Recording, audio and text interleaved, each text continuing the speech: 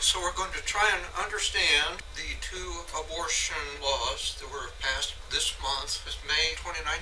On the 24th, Missouri passed a law that's kind of an encyclopedia of pro-life strategies. Has about a 4,000 word finding of fact in it. And Alabama on the 15th banned virtually all abortions. Tell us why the Alabama law is a good law. The one that they passed, is supposed to go to the Supreme Court, possibly be of pro-life significance. Alabama's law is the first law in 46 years that will place before the court the issue that unborn babies are human beings. They're recognizably human, which is the phrase Roe versus Wade used to define the word person. If it's recognizably human, it's a person. So the Alabama law outlaws virtually all abortions. It has a finding of fact which says that all babies are persons, and it has stiff criminal penalties. That hasn't been done since 1973 when Rhode Island did the same thing. All of the other state laws in between do not place the issue before the court. Babies are human beings. They rather accept the premise that killing your baby is a fundamental constitutionally protected right. So therefore, any law that restricts your constitutional right to murder your baby has to be the least restrictive means of achieving a compelling government interest. You have to have some other compelling government interest than saving lives. So maybe your compelling government interest is you want the murder rooms to be clean. Or maybe you want the mother to be shown who she's murdering. Or maybe you want the mother to hurry up and murder her baby before you can hear the heartbeat. That's your compelling government interest. It cannot be to save the baby. Is that what Alabama's law says? Alabama's law outlaws virtually all abortions, so there's no issue before the court. Is this the least restrictive means of achieving a compelling government interest? Because a ban of all abortions is not the least restrictive means to accomplish anything. So the only issue remaining before the court is this a baby? Is this a human? Is the baby of a human a human? And you mentioned about it needs to pass the district court. Yeah, the first step in as a law faces extinction is to go before a district court. There can be a state district court or a federal district court. The state district court, the appeal from that will be to the Supreme Court of that state. The federal, if it goes to a federal court, which Alabama's will, it'll go to a federal district court, and then the appeal from that court will be to the 11th Circuit federal court, and then from there to the U.S. Supreme Court. So the Southern District in Alabama is probably fairly conservative? I would love to think that the federal court anywhere is conservative, but they shot down Alabama's law a couple years ago. What about the state?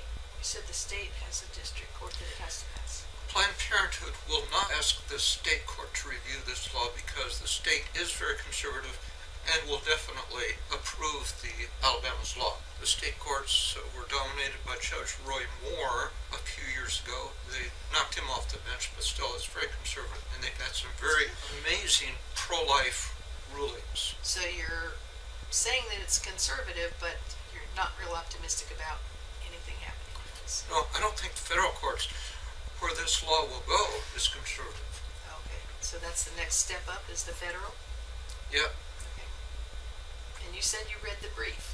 I read the Alabama's law. The one that just passed? Yeah, the one that was signed May 15th. And it contains about a page of findings of facts, statements about medical facts, the latest medical facts showing that babies are heartbeats, they feel pain, putting them in the finding of facts of a law does not mean that the judge will necessarily accept those facts as true. It isn't an open door for the state to present further evidence at trial about those matters. And that's what we want. We want them to present evidence that it is a baby. Yeah, the weakness of the case is that those very facts about the humanity of an unborn baby were acknowledged by the 11th Circuit Court just last year. And the 11th Circuit even made a stronger statement about the medical facts of an unborn baby than Alabama's law this year did. And yet still shut down Alabama's pro-life law. That law, a couple of years ago, Alabama said, well, look, this idea of tearing the arm off a baby, and then after the baby's heart's beating and feels pain and everything, tearing an arm off and then tearing a leg off, and tearing all its limbs off one at a time. If that's a constitutional right, can you at least kill the baby in a less painful way first? Now, what law said that? The Alabama's law 2 or 3 years ago. And that law was shot down by the 11th Circuit because they said it's not true that in fact it's possible to kill a baby humanely. There's 3 methods that were proposed in the Alabama law. One was an injection into the heart of a baby. But you're talking about a baby that about that time is the size of a dime. That's quite a trick. There's another way of putting some kind of fluid in the amniotic fluid, or amniotic sac. I forget the third way, but they decided that the court ruled that no one's really trained to do that, and it's really too hard, so we're just going to have to go ahead and kill him, the usual tear him limb for limb. But look at the difference between Alabama's law then and Alabama's law now. Then it was babies ought to be murdered humanely. And now it's baby murder ought to be outlawed. I guess most people don't understand all that's going on as well as you do, because you've really researched the laws and read all the specifics of Roe v. Wade and things like that I don't understand. So, is this going to help to get rid of abortion? There have not been that many states that have challenged abortion in any way compared to the number of cases where people sat in front of abortion clinics, blocked the doors. Some they burned them down, some they destroyed the building, and some, of course, they shot abortionists. But in all those cases, you see, those are abortion prevention cases. The idea was to try and stop killing these babies. Now, all of those babies, even sitting in front of a door like I did, was a crime, right? And most law-abiding Christians aren't partial to committing crimes. And so, even when no one did anything more violent than sit in front of a door, that did not have the support of the pro-life community at large. So judges had no one that really wanted them to rule in our favor. And our defense was, it's justified to do a little trespassing because we're saving lives. Well, so the only contested issue in the trial wasn't that we were sitting there. Everyone knew that. We weren't saying that we weren't sitting there. The only contested issue was, is that baby a human being? And the judges said, and this is stupid, it's the opposite of what Roe versus Wade said. It's irrational, it flies in the face of God, but it's what everyone wanted. Anything that would make these criminals suffer. And so judges said, it's irrelevant that these are actual human beings and that we're murdering them. That's irrelevant, because whether they are human beings in fact is not what Roe ruled about. Roe ruled that they're not persons as a matter of law. Okay. And as opposite of what Roe said. Roe said, now, if it's ever established that these are recognizably human, then of course all states are going to need to outlaw them because these babies are protected by the 14th Amendment.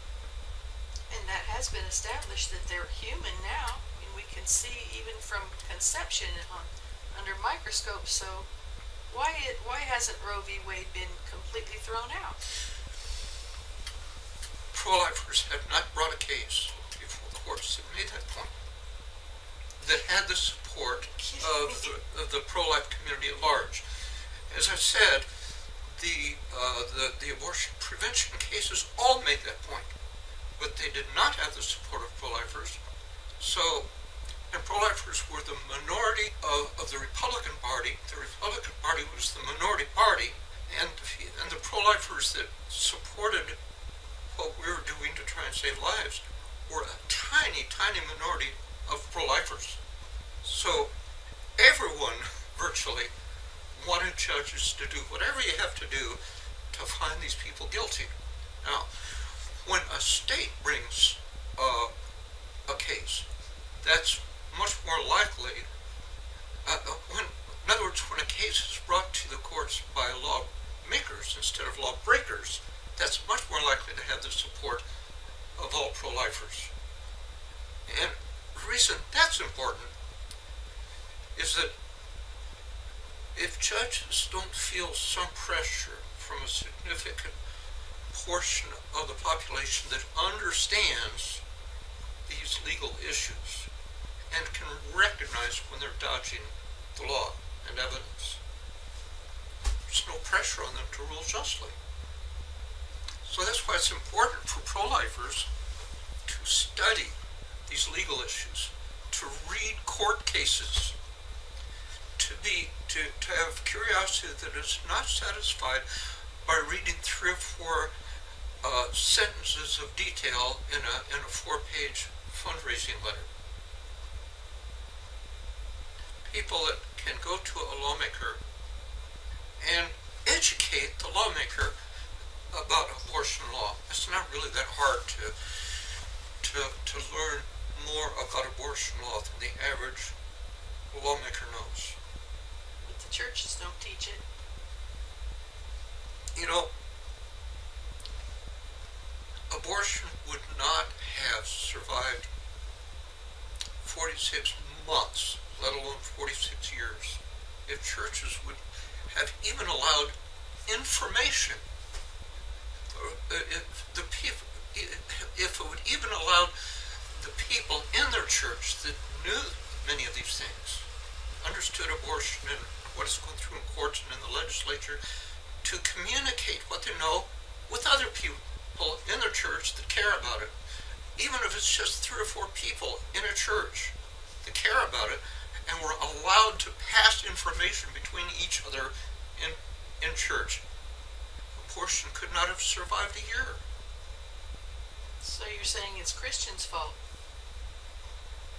that we still have abortion?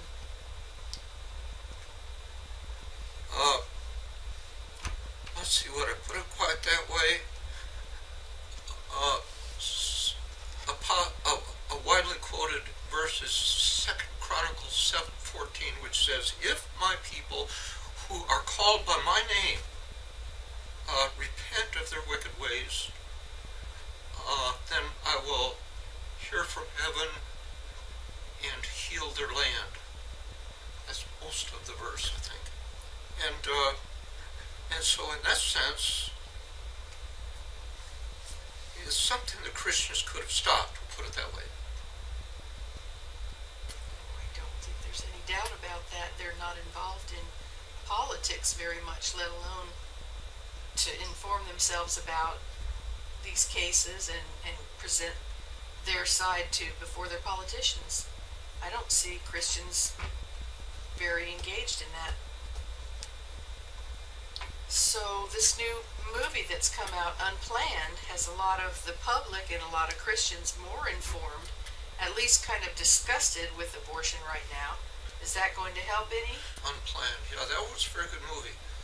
Now, did you see 7 Reasons by Ray Comfort? let me tell you what was amazing about that movie is what the point of conversion for people after many of the logical inconsistencies have been discussed. That's not what persuaded people, but that was important for laying groundwork. Then, after these logical inconsistencies in the way people think about abortion had been exposed, he simply showed people pictures, said, this is a baby. This is a baby at so many weeks. And that, it converted people.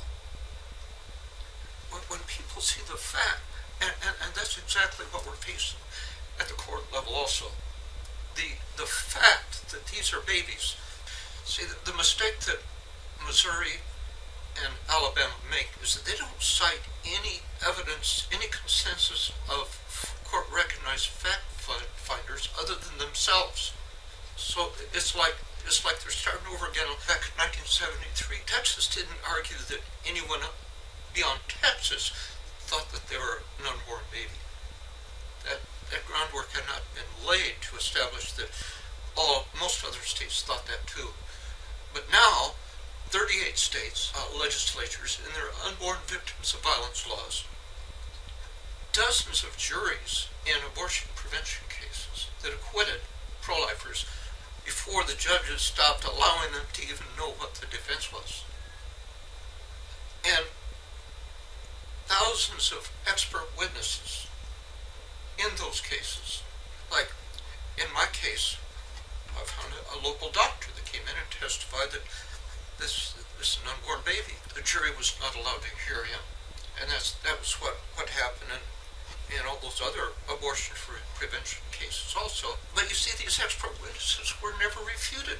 No one ever disagreed with them. So we have absolute 100% consensus in court records from thousands of expert witnesses saying that life begins at fertilization. Not one legal authority, legally recognized authority in America says that life begins any later than fertilization. So expert witnesses, juries, 38 states, and then Congress in 2004 passed their Lacey's Law, 18 U.S.C. 1841, paragraph D, which says that the unborn babies at every stage of gestation are members of the species Homo sapiens. See, they don't use the word persons, but Roe versus Wade never made a distinction between persons and humans. So persons are humans, Yeah. according to Roe v. Wade. Roe versus Wade equal, and part of its definition of persons was recognizably human. Now, let me explain that a little detail. I was going to say that's big. Roe versus Wade cited in a footnote Dorland's, D-O-R-L-A-N-D-S, Dorland's Illustrated Medical Dictionary. If you go to my free book, page 166, you see the illustrations that the Supreme Court was looking at. They had been written a century before. It showed fetuses at about 4 stages of development of a human, a pig, a rabbit, and I forget the other one, maybe it was a dog. And it showed them at the first 2 stages looking almost identical. The fraud was exposed while the guy that made these illustrations was still within a couple of years. He had made the heads much smaller to make them look like animal fetuses in proportion. And there's a few other changes that he made. He photoshopped it. He doctored the illustrations. We all saw those in school, but we were never told they were refuted. Yeah. And so Roe versus Wade looked at that and says, this is not recognizably human. It is not recognizably human until we get around 5 or 6 months. But nevertheless, we have the case law saying when they're recognizably human, they're humans, and they're persons. Our medical knowledge now, we're recognizably human from the first minute, and not only can we say they are medically recognizable as human, but they're legally recognizable as human because we have the consensus of court-recognized fact-finders in all 5 categories of court-recognized finders of facts. If that's not enough evidence, and Roe v. Wade said, how are we supposed to know when life begins? If the doctors and preachers can't agree, how are we supposed to know?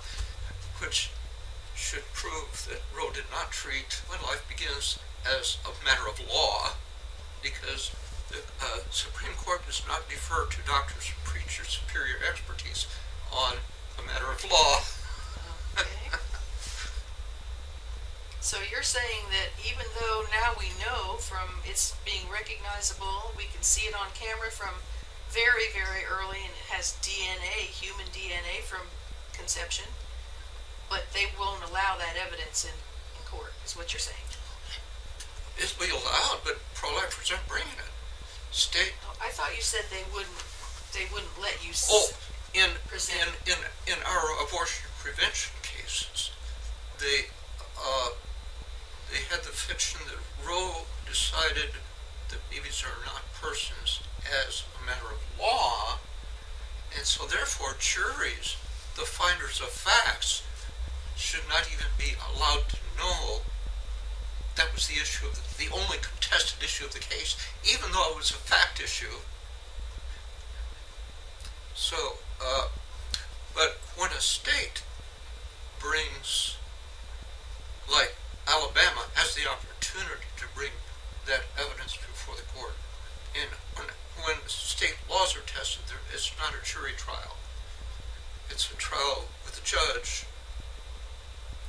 And if a state will say that this is a fact issue, but Alabama, the finding of fact does not make that point. It does not cite any other consensus from court-recognized fact finders other than itself. It doesn't mention 37 other states have also ruled that all unborn babies are. What would you put in the Alabama law to fix that? Well, actually, it's a little late to put it in Alabama's law this time. Well, I mean, if you had the opportunity. Well, I'd simply add the point that, but also this can be added to the defense, and it doesn't have to. The reason it's important to put it in the law is to make sure that it is put in the defense. As a finding of fact. An attorney general is forced to bring up evidence which is part of the finding of facts in a law.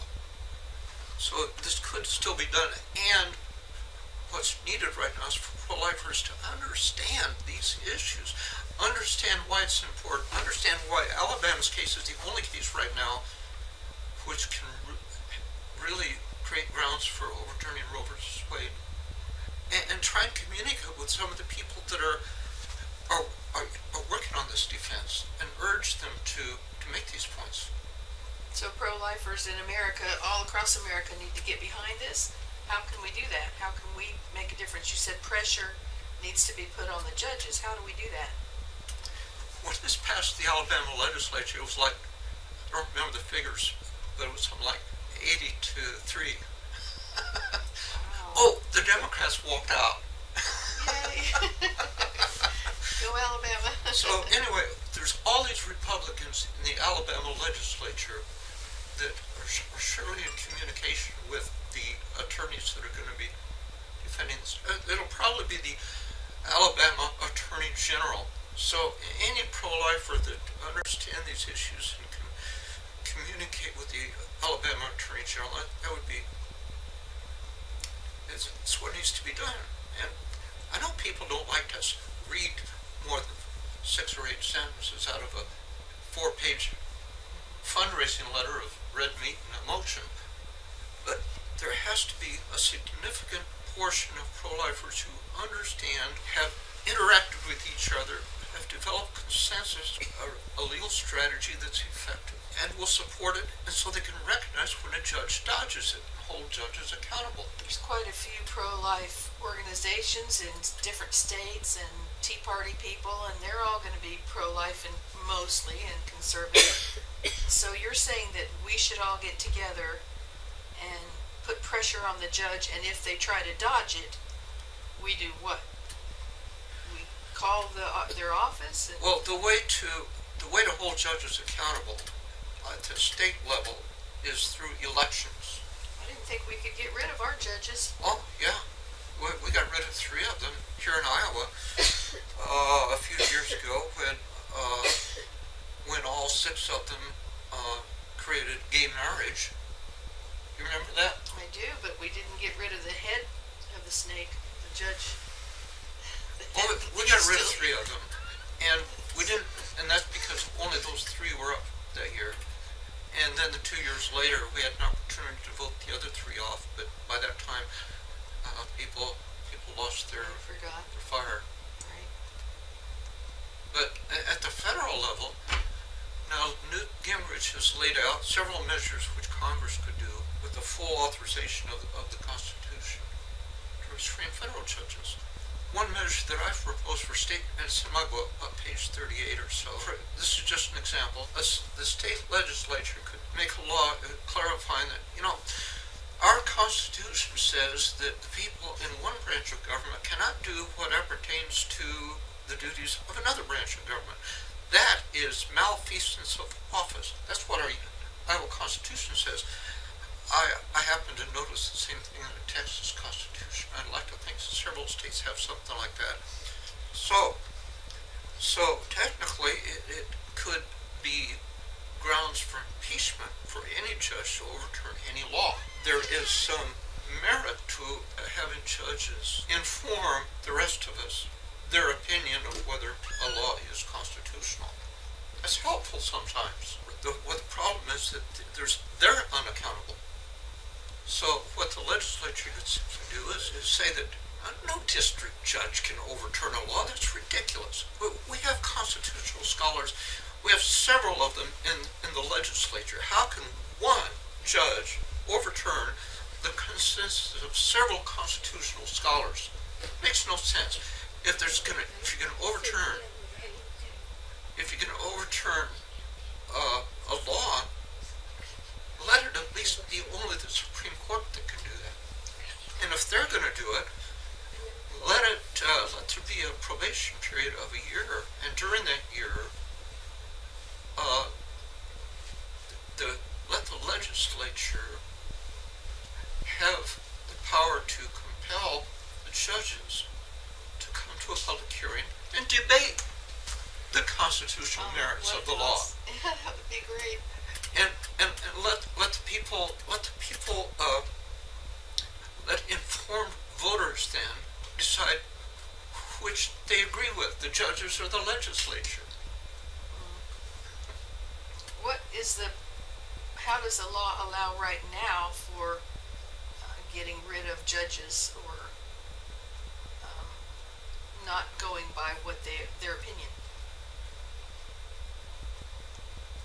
You mean, what can the legislature do? What can anybody do? When the judge just goes off like they did here, Governor Reynolds made that law and the judge just basically got rid of it. Well, as I said, what I was describing was what the legislature could do. Currently, the legislature is doing nothing. They allow judges to remain unaccountable. So nothing is done. Except that, as I've said, voters do have a say. For some reason, voters just automatically vote yes for judges about 80% of the time. They don't even know. They don't even know these judges. Why did they vote? Why did they vote at all? Why did they vote yes automatically? Well, I think they're trying to do their civic duty, but I called to try to find out about some of the judges, and I called a Christian organization in Iowa, and they didn't know. They didn't offer any. No. I wanted to find out the 3 that we missed from the years ago. But in general, I vote no because I don't know. If judges started getting voted off the bench just because people didn't know anything about them, judges would start making information about themselves available to people. Probably change what they do too. If we we could find out what they do, their decisions and things like that. Iowa needs reform on that, don't you think? Yeah. Well, I wish that Christians would inform themselves about abortion, but most of the time when we talk to people about it, they won't even look at the pictures. And if Christians won't look at the pictures of aborted babies, how do you expect the world to? Yeah, that's for sure. See, I didn't mention anything about Missouri's law. About 4,000 words in their finding of fact. You see, the finding of fact is what I consider the important thing about a law. As I said, in order to really place the issue before the court, is this a human being? You have to have three things. You have to have criminal penalties for doing abortions. It has to be most abortions that are targeted, that are outlawed. And there needs to be, in the finding of fact, a legal argument, a summary of the legal argument that will court-proof the law. Now, Missouri had a 4,000-word finding of fact. It's the longest I've ever seen. Usually what I see is only a paragraph or so. Wow. And they put in there just about every pro-life strategy that any other state has ever tried, other than Rhode Island and Alabama. They ban abortions after 8 weeks, after there's a heartbeat. They also ban abortions after 12 weeks when there is when babies can feel pain. And it's something at 20 weeks. I don't remember those. I don't have those details quite straight. But now, one rather amazing thing is, viability. Roe versus Wade said states can start to think about minor restrictions on abortion once babies reach the age of viability. You remember what viability means in that context? No, I don't. Oh, okay. Viability means when a baby's old enough that they can survive outside the womb. Oh, that's right. Whether or not there's medical help, medical assistance. That part. Now, that's a little different than the normal definition of viability, which Missouri capitalizes on. Viability simply means able to succeed. Succeed or survive? Succeed. Okay. As the dictionary definition. Now, a viable pregnancy means likely to survive until birth inside the womb. Okay. Right? Okay. That's what it means, right? A viable pregnancy. So, Missouri's finding of fact kind of dances around that concept.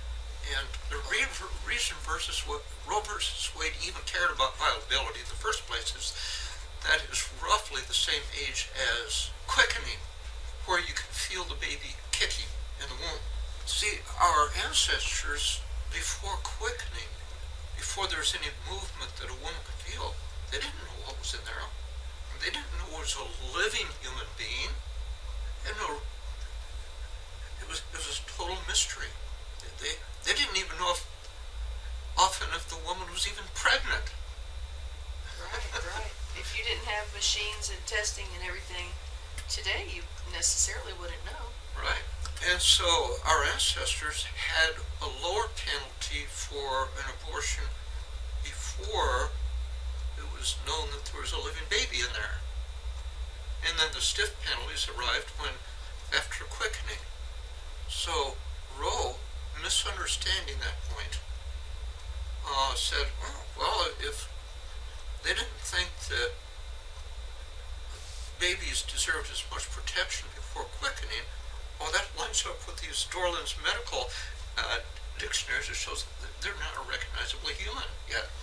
So the Missouri finding of fact pointed out that, well, so our ancestors, what they really cared about was whether there was a living human being in there. That explains the difference at quickening.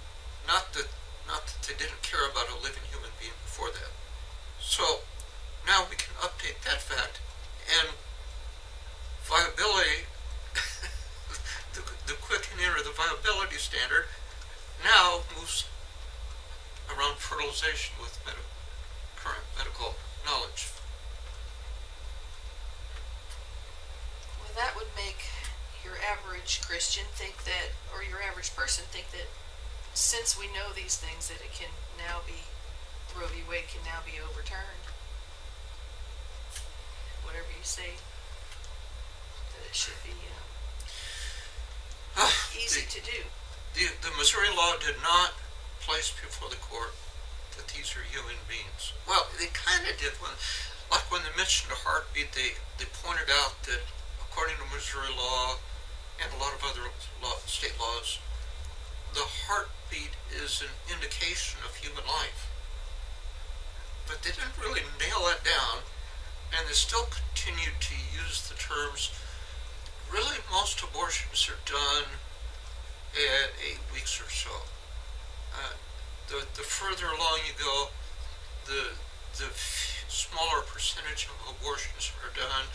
So therefore, these restrictions these cutoff times we have are not really that substantial an obstacle to a woman's right to choose. So you see, by that terminology, they're going back and accepting the idea that this really is a constitutional right. We didn't really mean to get in its way.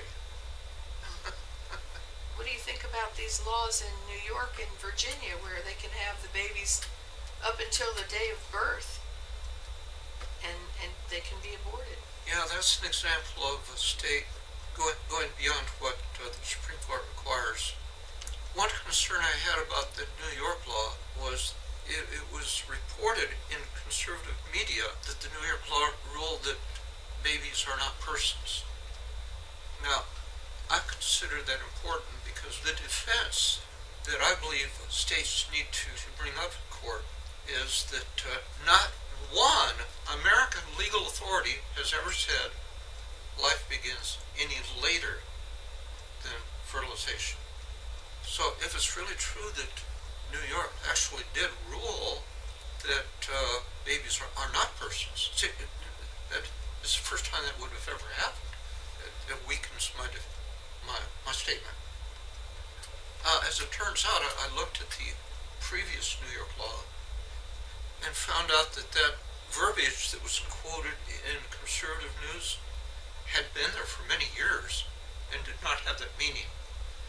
The context was like saying, if a coroner finds someone murdered, he will, I don't know, do something with them, go investigate or something. And so it's in that context that the murdered people are called persons. So it's not really saying anything about the unborn. And today, was it today that Justice Thomas said that abortion was going to have to be looked at because it was, practically speaking, eugenics? Quoted Margaret Sanger? Yeah, pro-lifers have been saying that for a long time, of course. This was Justice Thomas, though. Yeah, when a Supreme Court judge puts it in his concurrence, and it's not dissent. You know the difference. Concurrence is going along with it, and right. Dissent is a concurrence opposing is it. He agrees with the result of an opinion, but he just wants to make an additional point that the other justices in the majority did not want to put their names on. So a black man making that point, and a Supreme Court judge, is wonderful. Margaret Sanger, who founded Planned Parenthood, collaborated with Hitler in abortions and all the way up till old age of undesirables such as Southern Europeans and Jews, retarded people and crippled people. She called them unfit. She Yep. wanted to get rid of the unfit. Yep, and especially blacks. And I read an article today that kind of tried to downplay that and say that that was just the thinking of most everybody at that time. But it doesn't change the fact that she was pro-abortion and wanted to put the abortion places in, make sure that they were available in the minority areas. She was definitely a leader of that movement. Okay. Well, we're out of battery, so thank you for talking with me. You're welcome. Thank you for explaining things. You really know what you're talking about. It's a pleasure.